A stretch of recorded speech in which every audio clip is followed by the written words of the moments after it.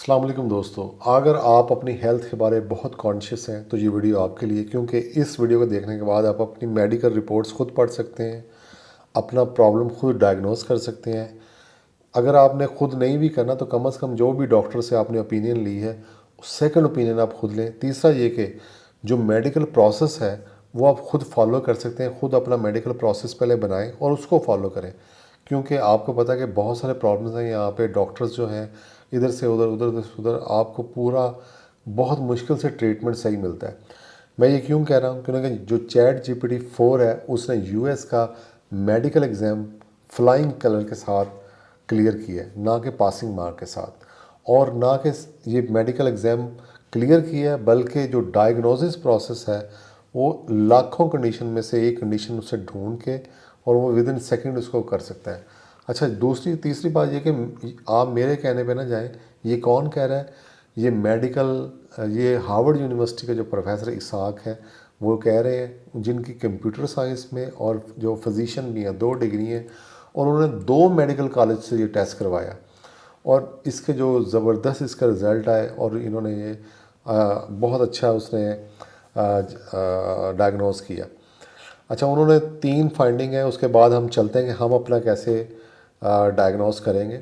Number 1 पे जो है कि ChatGPT 4 का जो क्लिनिकल जजमेंट है वो बहुत सारे डॉक्टरों से बेहतर है। दूसरी बात यह है कि जो ChatGPT का डायग्नोसिस है वो बहुत रेयर कंडीशन उनको भी जज कर सकता है। तीसरा जो उन्होंने कहा कि भाई उसने हलफ तो नहीं लिया हुआ सच बोलने का, तो ये गलत भी हो सकता है समटाइम्स, लेकिन आप इससे सेकंड ओपिनियन ले सकते हैं। अब हम चलते हैं कि हमने क्या करना है, हम कैसे इससे फ़ायदा उठा सकते हैं। मैं सबसे पहले तो जो बहुत प्रॉब्लम है लोगों को, गो के ये गूगल में सर्च में नहीं है, ना कि इसके मेरे वीडियो के इसके व्यूज़ आएंगे, ना ये ट्रेंडिंग में है ना कोई, लेकिन ये लोगों का एक प्रॉब्लम है, वो है बे औलाद होना। बे औलादी का एक प्रॉब्लम है, उसको हम आज सॉल्व करने की कोशिश करेंगे। और उसको सॉल्व, मेरा ख्याल ये पूरा प्रॉब्लम मैंने लिखा है, लेकिन उससे पहले कि एक एक काम और करेंगे, हम देखते हैं कि मेडिकल प्रोसेस होना क्या चाहिए। असल जो मेडिकल प्रोसेस है वो जो हम फॉलो करते हैं, क्या वो होना चाहिए? तो मैं इसे कहता हूँ best diagnosis process for disease in human. IVF disease कर लेते हैं यहाँ पे, या इनफर्टिलिटी।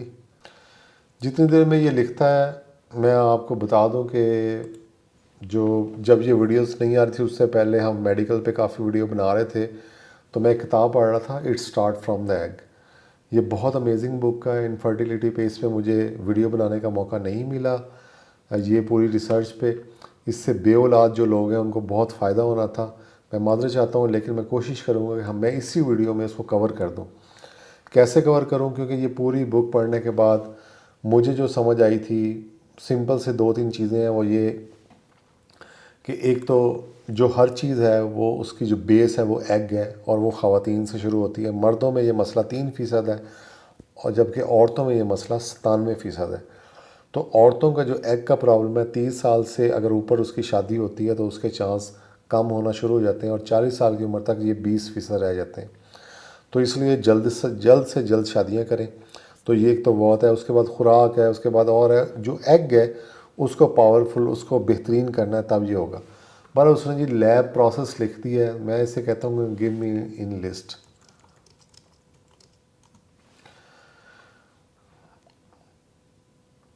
तो ये आसानी हो जाएगी। उसने कहा जी मेडिकल हिस्ट्री पहले होनी चाहिए आपको, और फिज़िकल एग्जामिनेशन होना चाहिए, सीमन एनालिसिस होना चाहिए फॉर मैन, ओवुलेशन टेस्ट होना चाहिए, फिर हार्मोन टेस्ट होना चाहिए, और जेनेटिक टेस्ट होना चाहिए। ये एक प्रोसेस है अगर आप इनफर्टिलिटी का शिकार हैं।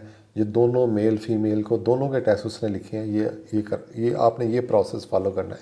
एनी हो, अब मैं इसको एक अपना प्रॉम्प्ट देता हूँ। किसी ने ये समझे टेस्ट करवा ली है, टेस्ट करवाने के बाद अब मैं टेस्ट ये थोड़ा सा पढ़ के भी बता देता हूँ आपको। ये प्रॉम्प्ट एक ऐसा प्रॉम्प्ट है कि मैंने जो रिपोर्ट्स आने के बाद लिखा है कि 35 साल जो ख़ातून है, उनका जो इनफर्टिलिटी प्रॉब्लम है, उनके जो शौहर हैं उसके स्पर्म नॉर्मल हैं और वो ओके है, लेकिन जो अंडे का उसका प्रॉब्लम है वो रिपोर्ट्स के अकॉर्डिंग ये प्रॉब्लम है। मैंने सारा एक नेचुरल लैंग्वेज में लिखा है, मुझे कोई ख़ास नहीं आता। तो मैंने उसे कहा है कि तुम मुझे कोई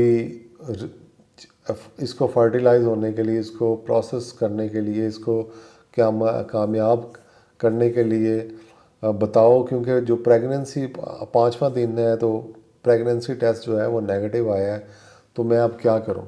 अब इसको इंटर करते हैं। इंटर होने के बाद इसके जवाब का इंतज़ार करते हैं कि वो क्या कहता है।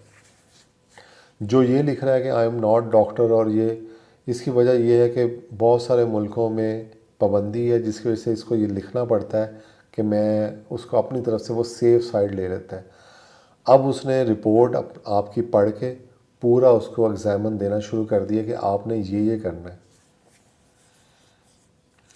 ये चीज़ें आपको डॉक्टर भी नहीं बताएगा, और डॉक्टर बताएगा भी क्यों, कारण डॉक्टर के पास टाइम नहीं है। आपको एक दरवाजे से 5,000 रुपये लेके 3,000 रुपये लेके फ़ीस लेके दाखिल करता है, दूसरे दरवाजे से वो निकाल देता है।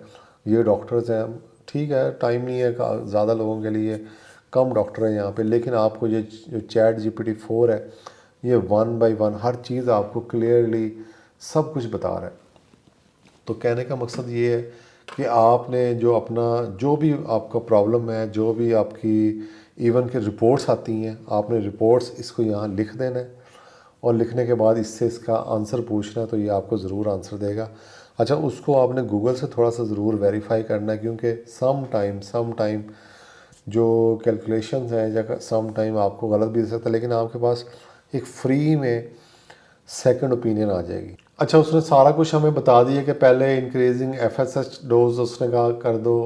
एक मैंने सिर्फ आपको गाइड करा था, लेकिन अब जो असल एक और चीज़ है जो मैंने ये बुक पढ़ी थी, उस बुक का जो लुब्बे लबाब है वो हम इसका निकाल लेते हैं। तो मैं ऐसे करता हूँ कि इसकी जो प्रॉम्प्ट मैंने बनाया हुआ है कि रेबिका फैट थी ये, ठीक है, रेबिका फैट है जिसकी उसने author of book it start from the egg, और इसने ये इसका जो समरी है वो हम इससे लिखवा लेते हैं जी। उसने पूरा लिख दी है। उसने कहा कि जो वो माइक्रोबायोलॉजिस्ट थी, साइंस राइटर थी, एक्सप्लोरर थी, उन्होंने एग क्वालिटी और उसको फर्टिलिटी को, प्रेगनेंसी, IVF सबको मद्देनज़र रख के ये बुक लिखी है। पर उसके जो की पॉइंट्स है उसमें कहा था सबसे पहले वो egg quality and its role in fertility, उसके बारे एक पूरा चैप्टर है। एग क्वालिटी बड़ी मैटर करती है। एग की क्वालिटी को बेहतर करने के लिए उसकी डेवलपमेंट, उसकी मैच्योरेशन, उसको फैक्टर्स जो इन्फ्लुएंस एग क्वालिटी है सारा उसको बेहतर करने के लिए बताया गया है। फिर लाइफस्टाइल फैक्टर इफ़ेक्टिंग एग, जो आपकी लाइफस्टाइल है या आपका एज है वो किस तरह एग की क्वालिटी को चेंज करता है या ख़राब करता है। इन्वायरमेंटल फैक्टर क्या है, सप्लीमेंट फॉर एग्स क्वालिटी क्या है। इसमें सप्लीमेंट उसने 2 बताए हुए हैं, Q10 ये। अच्छा, इसमें जो मैंने ये सारा यही पढ़ा था, इसमें ये है कि प्लास्टिक के बर्तन में खाना नहीं खाना, ठीक है, और आपने अच्छा यानी कि एग्स खाने हैं, प्रोटीन लेनी है, अच्छे खाने खाने हैं, ये आपने फॉलिक एसिड लेना है, और ये Q10 जो है ये बड़ा ज़बरदस्त ये विटामिन है, ये लेना है। ये इस तरह की यानी कि इनमें चीज़ें बताई गई थी, तो उससे एग क्वालिटी बेहतर होती है और आप कंसीविंग कर सकते हैं। कहने का मतलब ये खाली इसमें नहीं है, एक वीडियो और मैं बनाऊंगा आगे, और तो बहरहाल आपको थोड़ा सा आइडिया हो जाए कि आपने मेडिकल पे किस तरह यूज़ करना है और किस तरह सेकंड ओपिनियन लेके अपने आप को फ़ायदा देना है। होपफुली ये आपको वीडियो फ़ायदा दे रही होगी। अगर कोई सवाल नहीं आपको समझ आ रहा या आप अपना डायग्नोज नहीं कर पा रहे तो फेसबुक पे लिखें मुझे, इंशाल्लाह फिर मैं आपको उसका आंसर करूँगा। Thank you.